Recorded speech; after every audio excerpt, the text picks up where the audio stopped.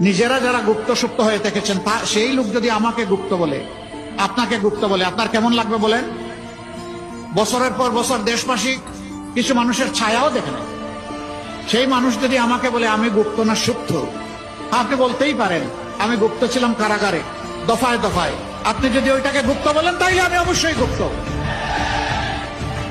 আমি এদেশের মানুষকে বিপদের মুখে ফেলে দিয়ে আমি পালিয়ে যাইনি। আমি ইচ্ছা করলে পালিয়ে যেতে পারতাম। আমি শুধু না, আমার সহকর্মীরা পালিয়ে যায়নি। নিশ্চিত মৃত্যু জেনে আমাদের সহকর্মীরা সাহস করে বাংলাদেশে ফিরে এসেছে।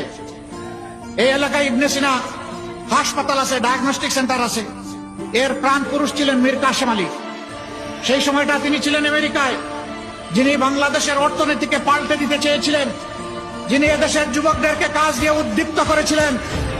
তাকে তার বন্ধুরা বলেছিল don't come back to Bangladesh. তিনি বলেছেন হোয়াই? তারা বলেছে তুমি আসলে, ভাই আপনি আসলে আপনার সিনিয়র নেতাদের যে অবস্থা হচ্ছে আপনারও তাই হবে। তিনি বলছেন I don't care, I only care আল্লাহ সুবহানাহু ওয়া তাআলা। আমি আল্লাহ ছাড়া কাউকে কেয়ার করি না। আমি আসব, আমার বিরুদ্ধে মামলা হবে, আদালতে দাঁড়াবো, স্পষ্টভাবে চিৎকার দিয়ে বলবো আমি টোটালি নিষ্পাপ, নিরপরাধ। আমার বিরুদ্ধে যে মামলা করা হয়েছে এই পাপ আমি করি নাই, এই অপরাধ আমি করি নাই। এটা সাজানো, পাতানো এবং মিথ্যা। এরপরে আমার যদি ফাঁসি হয়, ফাঁসি হবে।